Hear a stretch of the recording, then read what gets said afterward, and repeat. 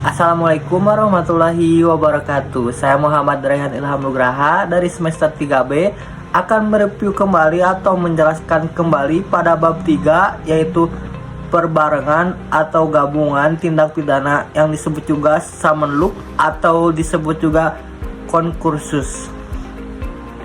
Yang A yaitu pengertian perbarengan atau gabungan tindak pidana atau konkursus atau disebut juga samenloop, yaitu dalam KUHP tidak ditemukan definisinya, tetapi dari rumusan pasal-pasalnya dapat disimpulkan. Yang pertama, seseorang dengan satu perbuatan mengakibatkan beberapa aturan pidana dilanggar, atau seseorang dengan beberapa perbuatan mengakibatkan beberapa aturan pidana dilanggar. 2. Di antara perbuatan tersebut, hakim belum pernah menjatuhkan putusan atau vonis yang telah mempunyai kekuatan hukum yang pasti dan tetap. Yang ketiga yaitu jaksa penuntut umum dalam melakukan penuntutan perkara-perkara tersebut harus secara sekaligus dan bersamaan. Di antara ketiga pengertian tersebut, yang paling penting adalah yang nomor 1, karena menyangkut perbuatan. B. Pengaturan perbarengan atau gabungan tindak pidana diatur dalam buku 1 KUHP bab 6 pasal 63 sampai 71. Yang pertama yaitu perbarengan peraturan atau disebut juga konkursus idealis diatur dalam pasal 63 KUHP. 2. Perbuatan berlanjut atau forced handling diatur dalam pasal 64 KUHP. 3. Perbarengan perbuatan atau disebut juga konkursus realis diatur dalam pasal 65 sampai dengan 71 KUHP. Konkursus idealis dan konkursus realis adalah bentuk konkursus murni, sedangkan perbuatan berlanjut atau forced handling adalah bukan bentuk konkursus murni. C. Sistem pemidanaan. 1. Perbarengan peraturan atau konkursus idealis, yaitu pada pasal 63 KUHP. Menurut pasal 63 ayat 1 KUHP digunakan sistem absorpsi, yaitu hanya dikenakan atau dijatuhkan pidana pokok terberat. Sistem pemidanaan seperti ini dinamakan absorpsi murni atau disebut juga hisapan murni, yaitu pidana yang terberat menghisap pidana yang ringan. Dalam konkursus idealis, perbuatan yang dimaksud adalah perbuatan jasmani atau material handling, yaitu perbuatan yang tidak dapat dipisah-pisahkan. Dalam pasal 63 KUHP, aturan yang dilanggar harus berbeda atau lebih dari satu aturan pidana, tetapi dalam praktek sering terjadi beberapa perbuatan yang hanya melanggar satu aturan pidana. Terhadap hal ini dipakai pendapat doktrin, yaitu konkursus idealis homogenis. Perbuatan berlanjut atau disebut juga forced handling. Menurut pasal 64 ayat 1 berlaku sistem absorpsi, yaitu hanya dikenakan satu aturan pidana, dan jika berbeda-beda dikenakan ketentuan yang memuat ancaman hukuman pidana pokok yang terberat. Pasal 64 ayat 2 merupakan aturan khusus dalam pemalsuan dan perusakan mata uang. Pasal 64 ayat 3 merupakan ketentuan khusus dalam hal kejahatan ringan yang merupakan perbuatan berlanjut. Menurut MVT, syarat perbuatan berlanjut adalah ada 3, yaitu ada niat yang merupakan perbuatan yang terlarang. 2. Di antara perbuatan tersebut dilakukan tidak terlalu lama. Yang ketiga, tindak pidana yang dilakukan harus sejenis.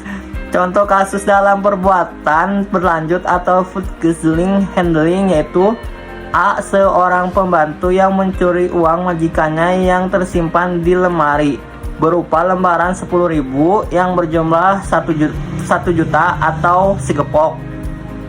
Uang tersebut tidak diambil pembantu secara sekaligus, melainkan setiap hari hanya 2 lembar saja, dan baru 3 kali mencuri keburu ketahuan oleh majikannya. Untuk kasus ini dikenakan 1 pasal saja terhadap pembantu tersebut, yaitu pasal 362 KUHP. C. Perbarengan perbuatan atau konkursus realis, yaitu pasal 65 hingga pasal 71 KUHP.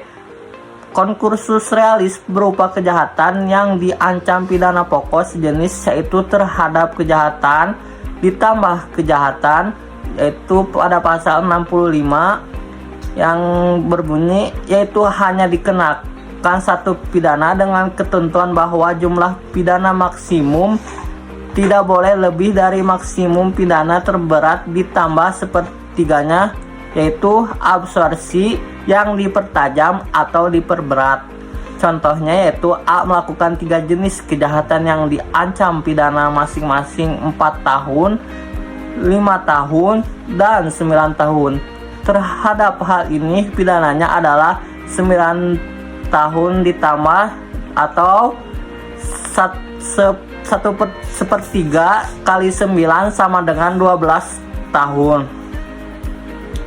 A. Melakukan 2 kejahatan yang diancam 1 tahun dan 9 tahun. Dalam hal ini pidana yang dikenakan adalah 10 tahun dan bukan 9 tahun ditambah sepertiganya kali 9 sama dengan 19 tahun, karena melebihi jumlah maksimum pidana untuk masing-masing kejahatan. Konkursus realis yang berupa kejahatan yang diancam pidana pokok tidak sejenis, yaitu berupa kejahatan ditambah pelanggaran. Menurut pasal 66 KUHP, untuk semua jenis ancaman pidana, tiap-tiap kejahatan dijatuhkan tetapi jumlahnya tidak boleh melebihi maksimum pidana terberat ditambah sepertiganya. Sistem ini disebut juga kumulasi yang diperlunak atau diperingan. Contohnya yaitu A. Melakukan 2 perbuatan, yaitu pelanggaran dan kejahatan, yang masing-masing dipidana 9 bulan kurungan dan 2 tahun penjara. Dalam hal ini semua jenis pidana kurungan dan penjara harus dijatuhkan. Adapun maksimumnya adalah 2 tahun ditambah sepertiga kali 2 tahun sama dengan 2 tahun 8 bulan sama dengan 32 bulan. Jadi pidana yang dijatuhkan adalah bukan jumlah keseluruhan 9 bulan ditambah 2 tahun sama dengan 2 tahun 9 bulan sama dengan 33 bulan. Konkursus realis pelanggaran ditambah pelanggaran diatur dalam pasal 70 KUHP dengan sistem pemidanaan disebut kumulasi pidana sejenis, yaitu tiap-tiap pidana dijumlahkan.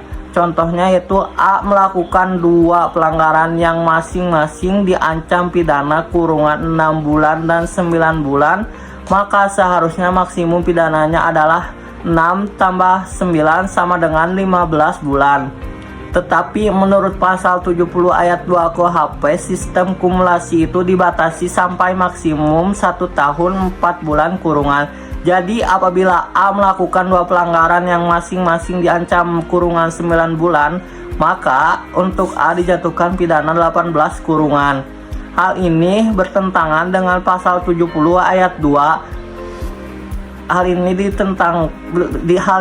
bertentangan dengan pasal 70 ayat 2 KUHP, yaitu pidana maksimum yang harus dijatuhkan bukan 18 bulan tetapi 16 bulan 1 tahun 4 bulan. Untuk konkursus realis baik yang berupa kejahatan ataupun pelanggaran yang diadili pada saat yang berlainan berlaku pasal 71 KUHP. Contohnya yaitu pada tanggal 1 Januari 2007 melakukan pembunuhan, pada tanggal 5 Februari 2007 melakukan pencurian, pada tanggal 10 Maret 2007 melakukan pencurian. Dalam hal ini karena alat bukti belum lengkap, maka perkara yang ke-1 saja pembunuhan yang diajukan ke pengadilan. Terhadap kasus ini hakim harus berpedoman pada pasal 71 KUHP, yaitu dalam perkara ke-1 jika hakim sudah memutus pidana terberat ditambah sepertiga, maka untuk perkara selanjutnya hakim hanya memutus atau menjatuhkan vonis dengan putusan bersalah saja. Tetapi apabila dalam perkara ke-1 hakim belum menjatuhkan pidana terberat ditambah sepertiganya, vonis kedua dapat dijatuhkan pidana terberat ditambah sepertiganya. Pasal 71 KUHP berhubungan dengan pengertian perbarengan, yaitu rumusan ketiga. Oleh karena itu, jaksa penuntut umum harus melakukan penuntutan secara kebersamaan dan sekaligus. Tetapi dalam praktek jaksa tidak selalu mengajukan perkara secara sekaligus dikarenakan alat bukti yang kurang lengkap. Atas dasar itu, maka konkursus berbicara tentang A. Pemidanaan dalam tindak pidana, B. Stelsel atau sistem pemidanaan yang meringankan namun menurut sistematika KUHP memberatkan. Sekian dari saya. Wassalamualaikum warahmatullahi wabarakatuh.